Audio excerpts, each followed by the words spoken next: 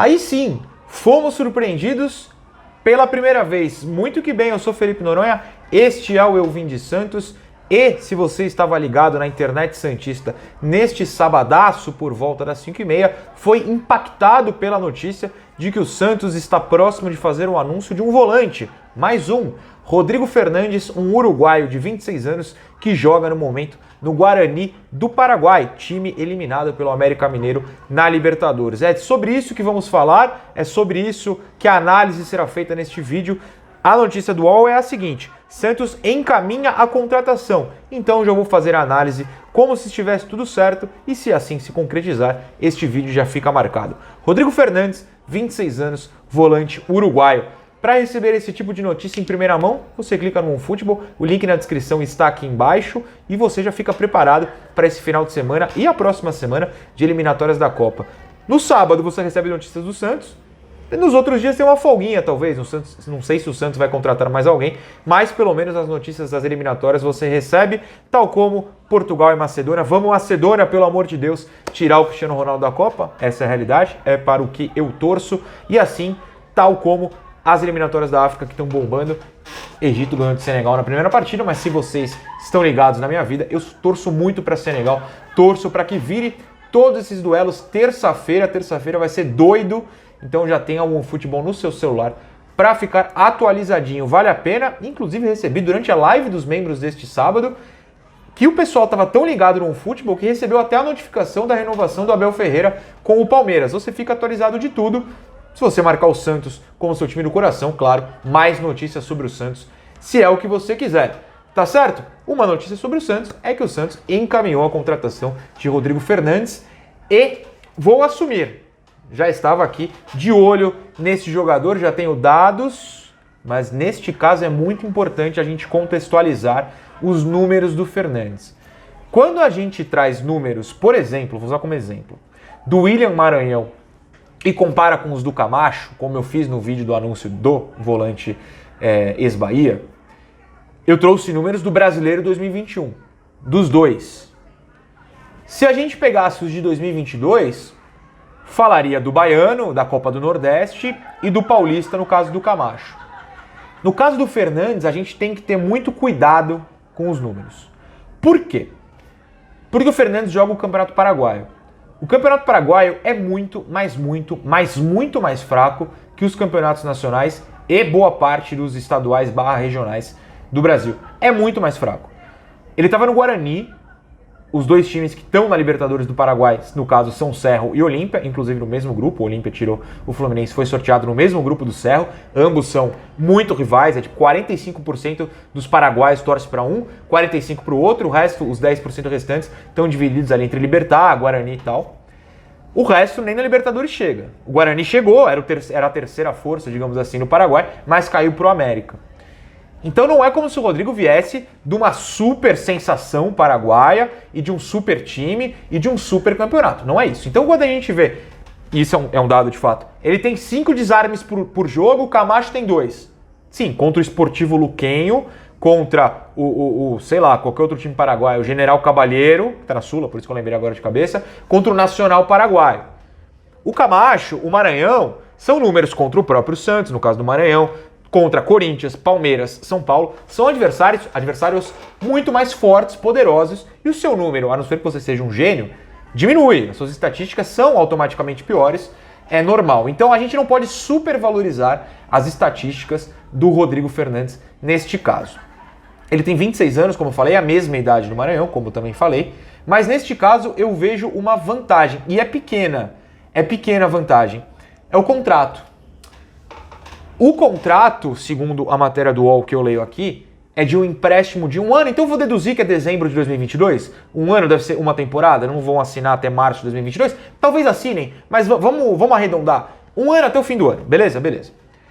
E você analisa e aí opta ou não por comprar. Inclusive o empréstimo já tem uma opção de compra, deve ter valor fixado, aí a gente já não tem ainda, muito nova a notícia, mas é um contrato interessante para um jogador que é claramente uma aposta. No caso do Maranhão, por que eu digo que é uma desvantagem na comparação? Porque o Maranhão, eu critiquei aqui no vídeo, é dezembro de 2024. Você se prende a um jogador sem ter a certeza de que vai dar certo. O Fernandes, que eu também não tenho a certeza de que vai dar certo, é um contrato mais curto, você aposta nesse período curto e aí vê se vale a pena comprar ou não. Se é para apostar, eu prefiro assim. Mas eu até falei no grupo dos membros e sou bem sincero.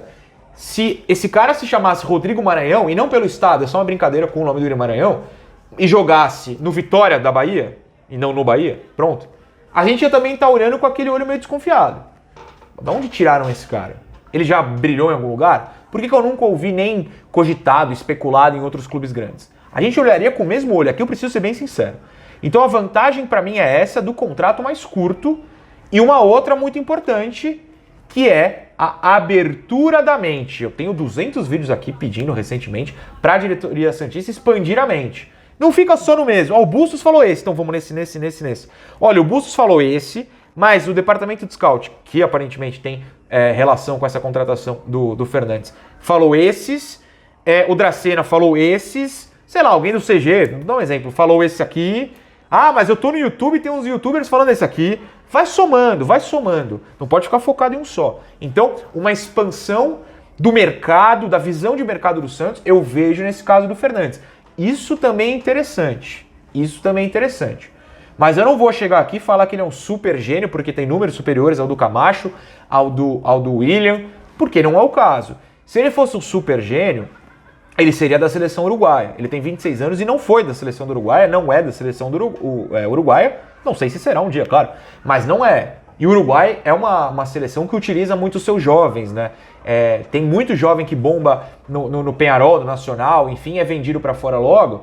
A gente pode usar os exemplos clássicos de Cavani e Soares, que nem foram de Peñarol e Nacional no caso, mas enfim, hoje o Uruguai joga com o Núñez do Benfica de titular. O Benfica comprou ele muito cedo do Peñarol. Como é o nome do menino que é do Alavés, mas é do Manchester United? Agora me fugiu o nome agora, mas é um meia muito bom pela direita, fez uma partidaça do Uruguai no jogo que eles classificaram para a Copa anteontem contra o Peru. Já é do Manchester United, está emprestado para o Alavés e foram buscar. O Fernandes, revelado pelo Danúbio, ficou boas temporadas no Danúbio e a venda dele já com 24 anos, 23, 24 anos, foi para o Guarani do Paraguai. Depois de um ano de empréstimo, o Guarani aceitou comprá-lo. Ele foi emprestado em 2019, em 2020 comprou, então fez 2020, 2021 e agora o comecinho de 2022, até a eliminação para o América Mineiro na Libertadores, pelo Guarani. Não é que é um super craque uruguaio que foi descoberto, é um jogador ali, nível médio sul-americano, que nunca brilhou a ponto de ir para uma seleção. A gente precisa apontar isso. Não tô contratou, show! Vamos ponderar. Números bons num campeonato muito mais fraco que o brasileiro. Vamos ponderar. Mas eu não vou negar que eu prefiro que o mercado esteja expandido, a visão de mercado do Santos esteja expandida e contrate esses jogadores, do que os de sempre do Brasil. Mas aí é puramente um gosto pessoal. Eu, por exemplo, até notei aqui no meu caderninho, entre muitas aspas, eu gosto muito... Tenho mesmo vontade que o Santos contrate, já dei esse exemplo várias vezes aqui, jogadores do Uruguai.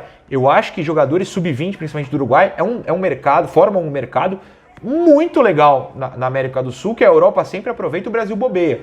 O Fernandes já tem 26, não é exatamente nesse critério que eu tô falando, mas pelo menos já é meio caminho andado, né? Já chegou nesse caminho.